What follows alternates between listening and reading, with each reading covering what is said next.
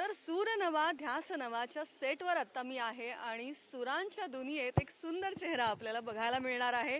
रसिका सुनील आपल्या सोबत आहे. रसिका, ये ये या सेटवर तुझं स्वागत आहे. असं मीच म्हणते. नाईस. नाही, पण खरंच खूप छान वाटलं या सेटवर तुला बघून रसिका. कारण जे तुझे फॅन्स आहेत आणि मलाही माहिती आहे, कारण मी तुझी फॅन आहे, की तू अतिशय छान गातेस. त्यामुळे तुला इथे पाहून खरंच खूप छान वाटलं आणि ही एक वेगळी इनिंग तू सुरू करतेस. तर तेव्हा तुला ही पहिली ऑफर आली तेव्हा काय ते डोक्यात होतं, काय कसं हे जुळून आलं सगळं? ऑनेस्टली मी जेव्हा ऑडिशन दिली तेव्हा मला माहित नव्हतं मी कशासाठी ऑडिशन देते. It was just any other anchoring show for me. So मी ऑडिशनही झाली? या ऑडिशन झाली होती सर प्रॉपर. सो मी ऑडिशन दिली अँड आय केम बॅक आणि मला असं झालं की म्हटलं माहिती नाही कशासाठी ऑडिशन देऊन आले, पण म्हटलं आहे कुठला तरी अँकरिंगचा शो, माहिती नाही आहे काय येतं आता कलर्सवर वगैरे. आणि आम्ही अगदीच क्लूलेस होते. आणि when I got to know it sure नवा, तर मला असं झालं अरे बापरे, म्हणजे हे फारच मोठी जबाबदारी येऊन पडली आहे पदरात आपल्या. आणि अर्थातच सूर नवा ध्यास नवा या कार्यक्रमाचा एक खूप मोठा दर्जा आहे त्याचा ऑडियन्स खूप सुजाण आहे आणि त्यांना चांगलं म्हणजे चांगलंच ऐकायला लागतं. ते काहीही 19-20 ते खपवून घेत नाही हे ऑडियन्स. त्यामुळे दिस आय न्यू. त्यामुळे म्हटलं ही जबाबदारी आता आली आहे आपल्याकडे. पण आय वॉज इक्वली एक्सायटेड, कारण की अँकरिंग इज समथिंग मी खूप वर्षांपासून I was trying to pursue. आणि मला असं झालं की ही काही एक गोष्ट आहे की जी मला आवडेल करायला. आणि रिसेंटली सुद्धा I did a few other shows as well. आणि मला असं झालं की हे आवडतंय प्रकरण आपल्याला जे काही आहे अँकर. या रिसेंटली. त्यामुळे आय वॉज लाईक की चला दिस इज नाईस, हे फार एक छान मजा येईल हे सगळं करायला. आणि खरंच येते मजा ऑनेस्टली. अरे वा, आता आम्हाला जरा सेट दाखव, कारण सेट सुद्धा यावेळेला थोडासा नवा आहे, थोडा वेगळा आहे. हो, नवा म्हणजे इट्स ह्यूज. कारण की माझंही पहिलं इम्प्रेशन असं झालं होतं की म्हटलं हे मोठा असणार आहे हा प्रचंड स्टेज. पण मजा येते कारण की इथे फक्त गाण्याचं तर परफॉर्मन्सेस होतातच आहेत, पण अपार्ट फ्रॉम दॅट जे आपले काही रिप्राईज व्हर्जन जे आपण म्हणतोय ते, तेव्हा काही नवीन म्युझिक डिरेक्टर्स येत आहेत स्टेजवर, तर ते त्यांचे काही नवीन वाद्य घेऊन येतात. तर त्यांचा काहीतरी त्यांचा स्वतःचा बँड इकडे हे होतो. तर त्या सगळ्यासाठीच आम्हाला एक मोठा स्टेज हवा होता. हा फार मस्त स्टेज आहे. येस, तिकडे सगळे वादक तिकडे बसलेले असतात. कंटेस्टंट्स आपले लेफ्टला असतात जे आता सध्या खाली इंटरव्ह्यू देत आहेत.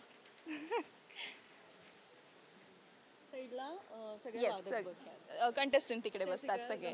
येस, आणि समोर सगळे आपले जजेस आहेत. आणि अर्थात जजेस बद्दल बोलायलाच हवं. अवधूत गुप्ते आणि महेश काळे, म्हणजे ते तर काय म्हणतात महारथीच आहेत. आणि त्यांच्या सोबत आता हे ट्युनिंग कसं रंगलेलं आहे? अगं नाही, फारच छान, फारच गोड. I mean every one on this set is very very cordial आणि खूप छान, खूप गोड लोक आहेत. आणि आधीपासून थोडं ट्युनिंग होतं का दोघांसोबत? आधी पहिल्यांदाच महेशला भेटलीस का?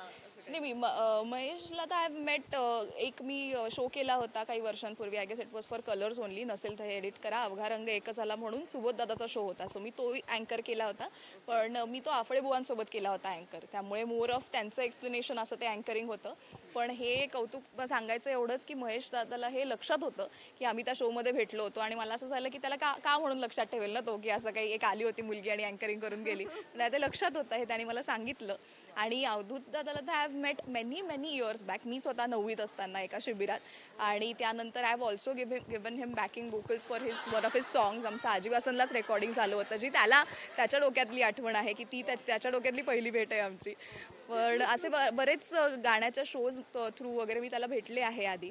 आणि आत्ता एका वेगळ्याच स्वरूपात भेटते आहे. पण मला फार छान वाटते, कारण की मला असं झालं आहे की इकडचे वादकसुद्धा, इकडचे जजेससुद्धा, मिथिलेश दादासुद्धा, जे मुलं आपले कोरसला येतात ते सुद्धा, everybody I know. So it's like coming back to your own family in a way. म्हणजे कुठेतरी ते आपलंसं होण्यात फार वेळ लागला नाही. आणि मला सांग, आता तुझं गाणं कधी सुरू झालं? काय कधीपासून ती आवड तुझी सुरू झाली? मी आय गेस मी 6व्या वर्षापासून माझं गाणं शिकायला सुरुवात केली. आणि त्यानंतर 9वीत माझं संगीत विशारद पूर्ण झालं क्लासिकलमध्ये. येस. आणि त्यानंतर 11वी-12वी मी मोस्टली, मला कारण 12वीपर्यंत मला प्लेबॅक सिंगर आणि डॉक्टर असंच व्हायचं होतं. अर्थात डॉक्टरचं स्वप्न मी 11वीतच सोडून दिलं, कारण म्हटलं खूप अभ्यास आहे, हे काय आपल्याला झेपणार नाही. त्याच्याऐवजी ऍक्टर झालीस एक बरं. प्रचंड अभ्यास होता, कारण मला फक्त बायोलॉजी आवडायचं, बाकी मला काहीच नाही आवडायचं. म्हटलं एवढ्या जोरावर आपण नाही होऊ शकत, ते मी तेव्हाच सोडलं. आणि playback singing I was doing with these people. पण अर्थातच कॉलेजच्या फर्स्ट इयरमध्ये ॲक्टिंगचं सुरू झाल्यानंतर मग जरा सगळ्याच गोष्टी मागे पडल्या असं म्हणेन मी फॉर शुअर. पण आता या सूरनवाच्या निमित्ताने परत एकदा ते सगळं आयुष्यात आलंय आणि एकदम मोठ्या लाटेसारखं अंगावर आलंय. त्यामुळे मला कळत नाही की नक्की काय करू, पोहू की नुसतं वाहत राहू, काही मला सध्या काही कळत नाही. पण मला मज्जा खूप येते. नक्कीच. बाकी कॉन्टेस्टंट पण आहेत आणि यावेळेला जुनी गाणी नव्या अंदाजात सादर होत आहेत किंवा ते सगळं जे आहे जुन्या गाण्यांचं अर्थात आपल्या सगळ्यांचंच खूप जवळचं नातं असतं. तुझे काही फेवरेट जुने लेजंड्स आहेत तर ते कोण आहेत? जुने म्हणजे अर्थातच आर डी बर्मन, लता मंगेशकर, किशोर कुमार. कारण मोस्ट फेवरेट तुझे कोण आहेत? मोस्ट फेवरेट मला असं वाटतं मी तरी आशा भोसलेंचं नाव घेईन अजूनही, कारण माझ्या त्या लहानपणापासून favourite and only because of her versatility. कारण की त्या कुठल्याही पद्धतीचं गाणं गाऊ शकायच्या त्या काळात सुद्धा. त्या कधीच कुठल्या साच्याच त्यांनी स्वतःला बांधून घेतलं नाही, जे मला फार इम्पॉर्टंट वाटतं कुठल्याही कलाकारासाठी.